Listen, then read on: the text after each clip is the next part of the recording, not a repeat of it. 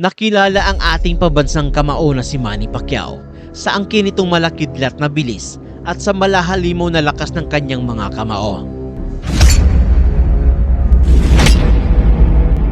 Noong kasagsagan ng kanyang prime ay mistula itong ipo-ipo at winawasak nito ang mga mas naglalakihang boksingero. Pero noong taong 2012 ay dito na nagsimula ang pag-decline ng kanyang pakikipaglaban. Nang malasap nito ang dalawang magkakasunod na pagkatalo. Naagaw sa kanya nitong si Timothy Bradley ang kanyang WBO welterweight na titulo nang matalo siya dito sa pamamagitan ng isang split decision. Ilang buwan lamang ang dumaan ay dito naman niya natikman ang nakakakilabot na knockout na pagkatalo sa mga kamay ng Mexicano. Sa kasaysayan ng boxing ay bibihira pa lamang ang nakakabangon mula sa ganong klaseng kabiguan. Kaya naman, naisip noon ng promoter ni Pacman na isalang muna ito sa isang tailor-made na kalaban at hindi kontrapelo ang estilo dito sa ating pambato. Dito ay napili nga nila ang boksingerong si Brandon Bam Bam Rios na isang kilalang agresibong pressure fighter. Hindi ito lumalaban para sa puntusan dahil masanay ito sa all-out na bakbakan. Kaya naman perpektong kalaban itong si Bam Bam para dito kay Pacman. Medyo nahahawig din ang kanyang paraan ng pagkikipaglaban sa isa pang Mexican na dati na ring tinalo noon ni Pacman na si Antonio Margarito. Katunayan niyan, noong bago pa maglaban si Pacquiao at Margarito ay isa itong si Brandon Rios sa mga kumukutya noon sa kampo ng ating 8th Division World Champion. Nariyan pa ang insidenteng pagsipan ng isa sa mga kasamahan nitong si Rios dito kay Coach Freddie Roach. Nang maikasan na ang laban nila, ay sinabi nitong si Bam Bam na siya na umano ang tuluyang magpaparetiro dito sa ating pambansang kamao. Like I said before, one Mexican knocked him out. This Mexican's gonna retire him, so I'll be ready. Una itong naging ganap na world champion noong taong 2011 nang makuha niya ang WBA lightweight world title. Binansagan itong Bam Bam dahil sa kanyang agresibong estilo at dumalagundong ng mga kamao sa tuwing umaatake ito sa kanyang mga kalaban. Nagtataglay din ito ng matibay na panga at di minsan ay hindi pa siya nagagawang mapatumba sa ibabaw ng lona. Mataas ang kumpiyansa nitong si Brandon Rios dahil alam niyang ibang Manny Pacquiao na ang kanyang makakalaban. Tama nga naman ang kanyang naging hinala.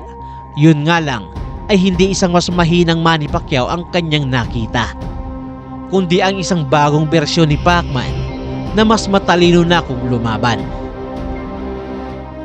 Tara at muli nating panoorin ang laban kung saan ay nagbago ng anyo itong si Pacman na mula sa pagiging slugger puncher nito ay naging isa na itong napakahusay at matalinong technical na boksingero.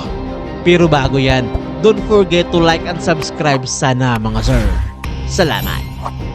Sa pagsisimula ng unang round ay mukhang gigil na ang ating pambansang kamao dahil sa mga pag-iinsultong ginawa nitong Mexicano. Kaya naman, madidiin na kaliwa at kanang kamao ang bumabaon sa katawan nitong mayabang na Mexican.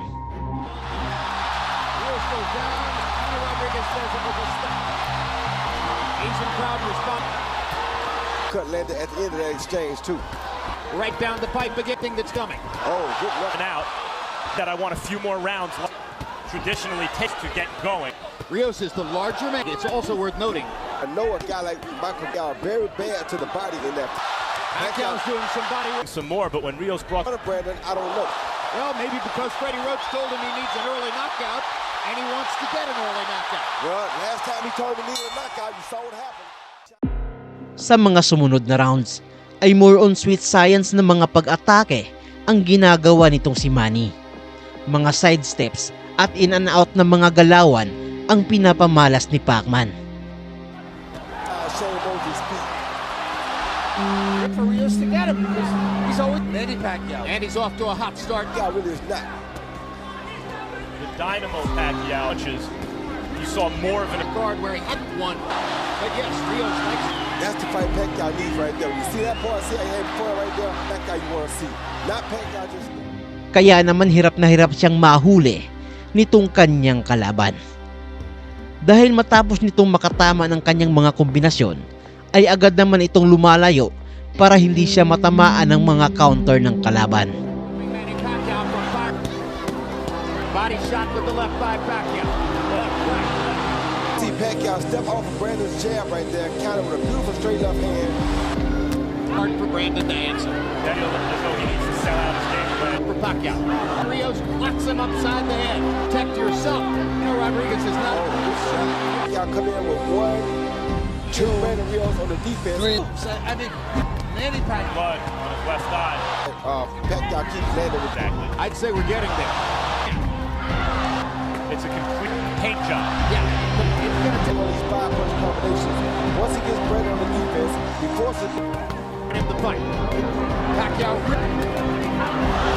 This is the biggest hand with the hand speed of Manny Pacquiao. tried for a knockout and gave Chinese. He doesn't have the kind of punching as the slower Margarito look.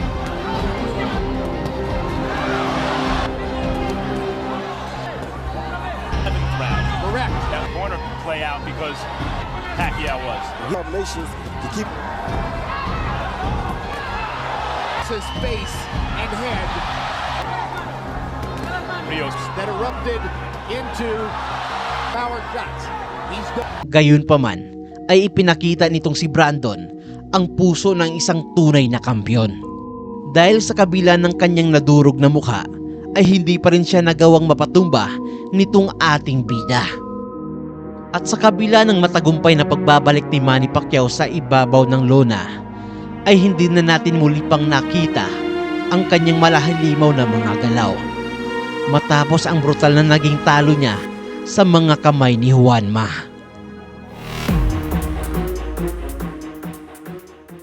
So yun lamang ang video natin sa araw na to.